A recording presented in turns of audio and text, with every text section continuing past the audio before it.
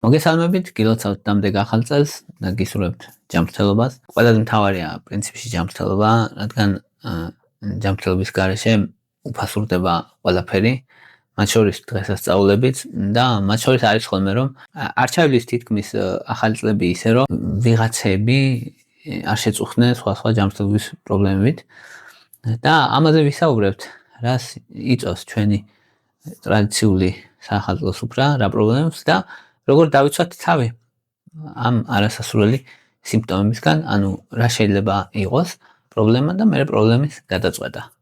ამაზე ვისაუბრებთ. 75% ადამიანების თითქმის, ვისაც აქვს საახალწლო სუფრები და უწევთ საახალწლო კვება, განიცდიან სხვა სახის ფიზიკურ დისკომფორტს. 10% მხოლოდ ისეთი ამათ შორის, ვისაც რეალურად აქვს რამე სერიოზული დაავადება და იმის გამო აქ ეს სიმპტომები, უმეტესობა სხვა ადამიანების სიმპტომები გამოწვეულია იმითი, რომ ჭამეს ბევრი. 90% არის ამის გამო. ეს არის დროებითი ფუნქციური, ფიზიოლოგიური რეაქციები, რაც ორგანიზმისთვის როგორც წესი დიდი პრობლემა არ არის, უმკლავდება თვითონ და ძირითადად რატომ? იმიტომ რომ ჭამთ ამ დროს ბევრს, ვიღებთ ალკოჰოლს, ვიღებთ მარილს, ბევრს, ვიღებთ ბევრ შაქარს. ეხლა კონკრეტულად რა პრობლემები გვაწუხებს ხოლმე და როგორ გადავწრათ? პირველი ერთ-ერთი ყველაზე ხშირი სიმპტომი არის ხოლმე შებერილობა ჭამის მერე, განსაკუთრებით როცა ბევრს ჭამს ადამიანი, საკვები ფიზიკურად აწვება კუჭს, ნაწლავებს და იწვევს მათ დაჭიმულობას ფიზიკურად და მექანორეცეპტორები გვაქვს ჩვენ, აქტივირდება ისინი და ტვინს აწვდიან ინფორმაციას ამ დაჭიმულების შესახებ, სისავსის შესახებ და ამას გრძნობს ადამიანი, ამას გრძნობს და ამიტომ გვაქვს ეს შებერილობის შეგრძნება. მეორე მხრივ, როცა ჭამთ ცხიმიან საკვებს, ცხიმიანი საკვები ასტიმულირებს ქოლეცისტოკინის, ეს ჰორმონია ესეთი, რომელიც კუჭის დაცლას ანელებს, კუჭის დაცლა რო ნელდება, ამის sapasxot ბაქტერიები კუჭშივე იწყებენ საკვების მონელებას, როცა საათები გრძელდება, რა თქმა უნდა, და ისინი პატარა გაზის ბუშტუკებს წარმოქმნიან და ეს გაზები არის, რაც ბოყინის სახით და შებერილობის სახით კუჭში გრძნობს. მეორე მხრივ, როცა ბევრს ჭამთ, ნახშირწყლები, ტკბილეული, შაქარი, პური, დესერტები, ალკოჰოლი, ნაწლავებში, მსხვილი ნაწლავში მიაღწევს, წესით მსხვილი ნაწლავამდე არ უნდა მიდიოდეს, რადგან წვრილი ნაწლავში უნდა ხდებოდეს მათი მონელება და როცა მსხვილი ნაწლავში მიდის, იქ შემდეგ უკვე ინელებს ადგილობრივი ბაქტერიები მათ და ამის საპასუხოდ წარმოიქმნება მე ნახშირორჟანგი, წყალბადი, მეთანი და ესენი გაზის სახით გამოდის გარეთ. და ადამიანს აქვს შებერილობა და გაზები. რის გაკეთება შეგვიძლია ახლა იმისთვის რომ მდგომარეობა გავიუმჯობესოთ? პირველი რისი რაც შეგვიძლია არის რომ როცა შეჭამ, მაშინვე, როცა დამთავრებ ჭამას, ადგე და 15 წუთის განმავლობაში იარო. მნიშვნელოვნად ეხმარება ერთი რომ ეხმარება იმას რომ გლუკოზის სპაიკები არ მოხდეს და ჰორმონულად ჯანსაღად ვიყოთ მოკლედ, ერთი ამას ეხმარება და მეორეს მხრივ ეხმარება ნაწლავების გადაადგილებას, ნაწლავის მოძრაობას და ნაწლავში საკვების გადაადგილებას, რომ იყოს ჯანსაღი და ნაკლებად განვითარდეს შებერილობა. მეორე არის რომ არ დაწვენ, ანუ რამდენიმე საათის განმავლობაში არ დაწვენ, თავიდან აიცილებ ბევრ პრობლემას ამით. პრეპარატებიდან რაც შეეხება შესაძლებელია სიმეტიკონის მიღება, სიმეტიკონი არის დამშლელი გაზის ბუშტუკების და 70% შემთხვევაში მოკლედ ეფექტურია, ვისაც შებერილობა მნიშვნელოვნად აწუხებს ხოლმე. მეორე არის აქტივირებული ნახშირი, ამის დალევა. ეს ნახშირი საკმაოდ ბევრი უნდა დალიოს მოკლედ ადამიანმა, რაც აბებად იყიდება პატარა დოზაა როგორც წესი და ესეც იკავშირებს გაზის ბუშტუკებს და ამცირებს. დიმეთიკონია კიდე ეს მსგავსი ეფექტი აქვს რაც სიმეტიკონს დაახლოებით და მინთის ზეთის კაფსულებია, ასევე სპაზმის მოხსნელი ეფექტი აქვს. ზოგ ადამიანს ასევე ნოშპაც შველის ხოლმე, სპაზმოლიზური პრეპარატია ესეც. და პრობიოტიკებით შესაძლებელია, თუ კი ადამიანს განსაკუთრებით გაზები აწუხებს, პრობიოტიკების მიღება შველის გაზებით მიმდინარე შებერილობას. წითელი დროშები ახლა ამ დროს რა არის, რომ პროგრესიული არ უნდა იყოს ეს შებერილობა, ან დროთა განმავლობაში არ უნდა უარესდებოდეს. 1-2 საათი შეიძლება რაღაც მძიმედ იყოს ადამიანი, ნელ-ნელა უნდა უმჯობესდებოდეს. ძალიან ძლიერი არ უნდა იყოს ტკივილი, არ უნდა იყოს პერსისტენტული, 4-5 დღე არ უნდა გრძელდებოდეს. და სიცხე არ უნდა იყოს ამ შებერილობასთან ერთად. მეორე პრობლემა არის გულისრევა და ღებინება, რომელიც მოძებს ხოლმე ბევრ ჭამას. ეს არის რეფლექსი, როცა ძალიან ბევრს ჭამ, აქტივირდება ტვინის ღეროს რეფლექსი, ღებინების და ადამიანს ემართება ღებინება, დამცველობითი რეფლექსია ესეც. ეს არ არის მოწამვლა ან ინფექცია ან რაღაც ესეთი, არამედ სუფთად დამცველობითი რეფლექსია ადამიანის. ამ დროს დომპერიდონი მიიღება ხოლმე, დომპერიდონი კუჭის დაცლას აუმჯობესებს და ღებინების შეგრძნებას ამცირებს და გულისრევის შეგრძნებას. მეტოკლოპრამიდი ასევე ამასაც გულისრევის საწინააღმდეგო მოქმედება აქვს და აუმჯობესებს ასევე კუჭის დაცლას. ასევე ჯინჯერის ექსტრაქტი ან ჯინჯერი თვითონ შედარებით სუსტია, მაგრამ უფრო უსაფრთხოა და მნიშვნელოვანია მაინც იმით, რომ ამცირებს ამ გულისრევის შეგრძნებას და ღებინებას, ამითაც შესაძლებელია მისი მიღება. ხო, ახლა აქ წითელი დროშები არის, რასაც ყურადღება უნდა მიაქციოთ, რომ ეს გამუდმებული ღებინება არ უნდა იყოს, სისხლი არ უნდა იყოს ამ ნაღებინებ მასაში და ადამიანს არ უნდა დაემართოს დეჰიდრატაცია. სითხები უნდა მიიღოს აუცილებლად, რომ ის ბალანსი, რასაც კარგავს ღებინების წყალი და ელექტროლიტები მიიღოს ისევ ადამიანმა და ღებინება, რომელიც გრძელდება 24 საათზე მეს, საჭიროებს მეთვალყურეობას. მესამე რისი რა პრობლემებიც ადამიანს აქვს ბევრი ჭამისგან, ეს არის გულძმარვა. გულძმარვა რატო ხდება, როცა ბევრს ჭამთ, კუჭი ფართოვდება, კუჭი რომ ფართოვდება, კუჭის დასაყლაპას შორის არის სფინქტერი, ნუ წარმოიდგინოთ არის საკეტივით და ეს საკეტი იხსნება რა. წესით არ უნდა იყოს ღია და იხსნება და რო იხსნება საკვები ამოდის ზევით რო ამოდის, საყლაპავი არ არის შეჩეული ამ მჟავას და საკვებს შეჩეულია, მაგრამ მჟავას არაა შეჩეული და მჟავა აღიზიანებს საყლაპავს და გულძმარვის შეგრძნება გვაქვს. აი ეს არის მთელი ამბავი. ამიტომ ვითარდება ხოლმე გულძმარვა. მთავარი რის გაკეთებაც შეგიძლიათ ამ დროს არის, რომ არ უნდა დაწვა 2 საათის განმავლობაში კვები დანება ძალიან მნიშვნელოვანი და დაახლოებით მარტო მაგით შეგიძლია 60% შეამცირო გულძმარვის შემთხვევები. მეორეს მხრივ კალციუმის კარბონატის ანტაციდები მიიღება ხოლმე, ნუ ანტაციდები პირაპირაც დასალდებიან, ნებისმიერი სახის ანტაციდი არის ასევე მაგნიუმი, ალუმინის ჰიდროქსიდის კომბინაციებია, ფამოტიდინი ამცირებს მჟავის წარმოქმნას, ომეპრაზოლის მიღება შესაძლებელია, განმოკლედ დროით რამდენიმე დღით ეგეც ძალიან ეხმარება.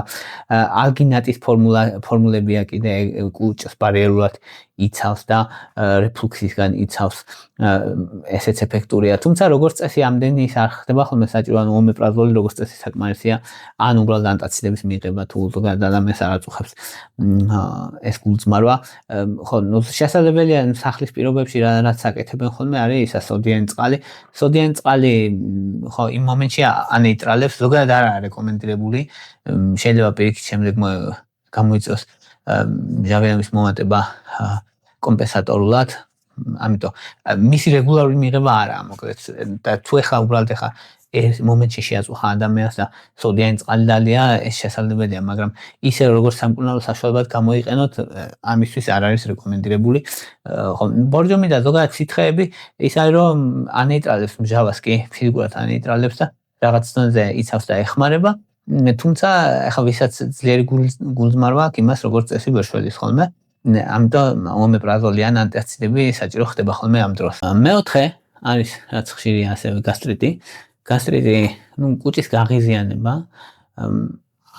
ეს შეიძლება არ იყოს მაინც გასტრიტი და კუჭის ანთება, მაგრამ კუჭის გაღიზიანება რა ხდება ამ დროს, როცა ბევრს ჭამ, ბევრი საჭმელი ჭიმას კუჭს, კუჭი რაც მეტად იჭიმება, მოკლედ მით მეტად სტიმულირდება კუჭის უჯრედები, რომ მჟავა წარმოქმნა, ან მეტი მჟავა წარმოიქმნება, მეტი მჟავა აზიანებს კუჭს, განსაკუთრებით იმ ადამიანებში აზიანებს, ვინც იღებს უკვე სხვა პრეპარატებს, ვინც უკვე იღებს მაგალითად ანთების საწინააღმდეგო არასტეროიდებს, იმათ კუჭის დამცველობის ფუნქცია შესუსტებული აქვს და ეს ბევრი ჭამა კუჭს უღიზიანებს და შესაბამისად კუჭის ტკივილი ეწყებათ, რომელიც ძირითადად გრძელდება 2 დღემდე, ნუ 2 დღემდე თუ გრძელდება, როგორც წესი ფუნქციურია, თუ გადის მერე თავისით, ნიშნავს, რომ ეს არ ნიშნავს, რომ გასტრიტი აქვს მაინც ადამიანს და თუ 2 დღეზე მეტ ხანს გაგრძელდა, ეს უკვე გასტრიტია როგორც წესი.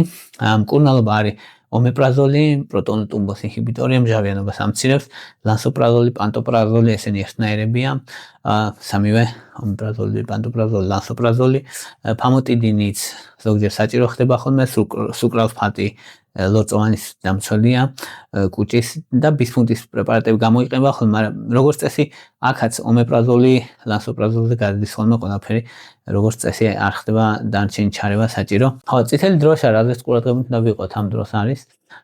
თუ კი ტკივილი გაგრძელდა 3 დღეზე მეტ, თუ კი განავალი შავია, ან ადამიანის სისხლს აღებინებს, ან ძლიერი ტკივილია, მაშინ რა თქმა უნდა საჭიროა მკურნალობა და საჭიროა სამედიცინო ჩარევა.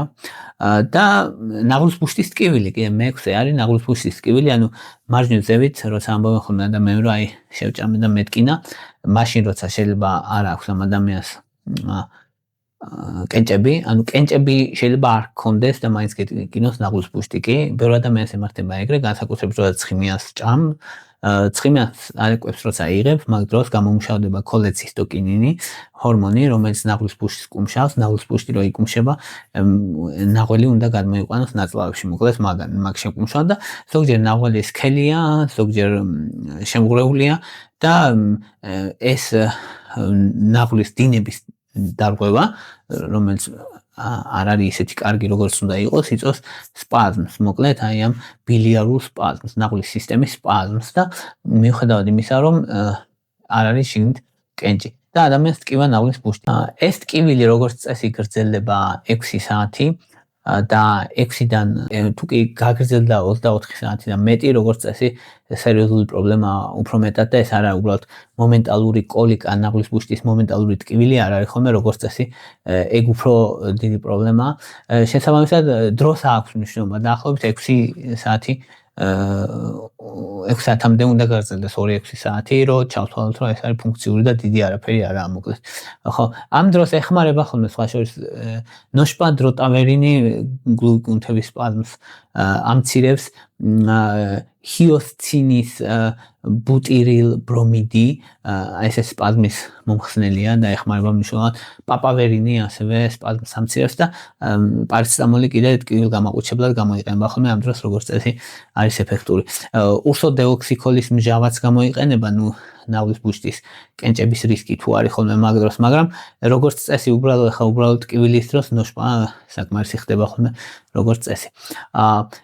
თუ კი ტკივილი გრძელდება 24 საათზე მეტს, ეგ არის წითელი დროშა, ან ნიშნავს, რომ ყურადღებას საჭიროებს სამედიცინო ჩარევას და სამედიცინო ყურადღებას საჭიროებს. თუ კი ადამიანს ემართება ცხელება, თუ კი ადამიანს აქვს სიყვითლე და თუ კი ტკივილი არის ძლიერი, აუტანელი და ძალიან მძიმე, ეგეც დიდი პრობლემაა. და მე-6 მნიშვნელოვანი პრობლემა არის ხოლმე, რომ როცა ესეთ დღეებია, ადამიანები ბევრს რო ჭამენ, სისხლის წნევა იმატებს.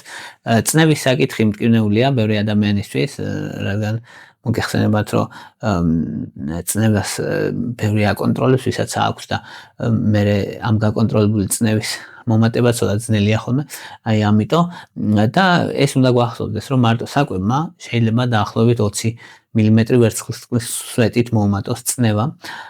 ეს საკმაოდ ბევრია, ძირითადად ხდება იმის გამო, რომ საკვები შეიცავს მარილს და მარილს ბევრად მეტს ვიღებთ ამ დღეებში, ახალი წლის დღეებში ვიდრე ოდესმე.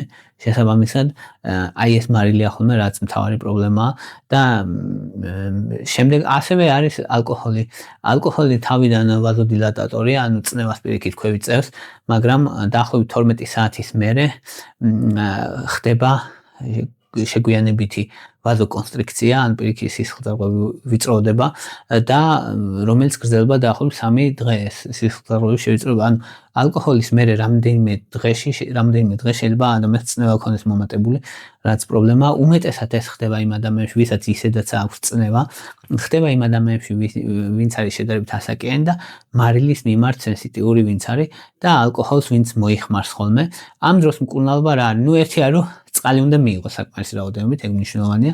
მარილი უნდა ამოიღო, ანუ თუ ხედავ, რომ ესე განსაკუთრებით ესეთ დღეებში მოგიწია ბევრი მარილის მიღება, მარილიანი საკვები საერთოდ უნდა ამოიღო და სიარული, მსუბუქი სიარული და მოძრაობა ეხმარება სისხლძარღვები რო გაფართოვდეს და წნევის ნორმალიზებას და ალკოჰოლისგან თავი უნდა შეიკავოთ, რა თქმა უნდა, ამ დროს. ხო, ძნელია, მაგრამ მაინც. და თუ კი იღებთ წნევის წამლებს, უნდა განაგრძოს, წნევის წამლები უმეტესად ახლა რაც გამოიყენება ამლოდიპინი, ენალაპრილი, ლოსარტანი, ჰიდროქლორთიაზიდი, ბისოპროლოლი ეგენი ყველაზე მთავარი წამლები, რაც ცნების წამლებად გამოიყენება ხოლმე. და რა დროს უნდა ვიყოთ ყურადღებით და ექიმთან, თუ წნევა ძალიან მომატებულია 3 დღის განმავლობაში, მძიმე თავის ტკივილები თუ აქვს, მკერდის ტკივილი თუ აქვს და ნევროლოგიური სიმპტომები თუ აქვს ადამიანს. აი ეს იყო რის თქმა წმინდოდა. მადლობა რომ მისმენდით, მადლობა რომ გაინტერესებთ, კიდევ ერთხელ გისურვებთ კარგ ახალ წელს და შემდეგი არ მარტო წელი, არამედ წლები იყოს ნაყოფიერი და ჯანმრთელობის მომტანი ან ჯანმრთელობის აღმდგენი და ან ჯანმრთელობის შემანარჩუნებელი, თუ უკვე კარგი ჯანმრთელობა გაქვთ, რა თქმა უნდა. და ხო, ვისაც გაქვთ სურვილი რომ არხის მიმართ მხარდაჭერა გამოხატოთ, აღწერაში არის დონაციების ანგარიშის ნომრები, რადგან იცით ალბათ რომ ამ ყველაფერს რეალურად ვაკეთებ უფასოდ ყველასთვის შესაბამისად, ანუ უკვე 8 წელზე მეტია ჩემი არხი ფუნქციონირებს და ბევრი ადამიანს რეალურად დაეხმარა, რომელიც კომენტარებში ჩანს ხოლმე ეგ რომ ბევრი ადამიანი არის რეალურად კმაყოფილი იმითი, რაც ოდნასაც იღებს არხზე.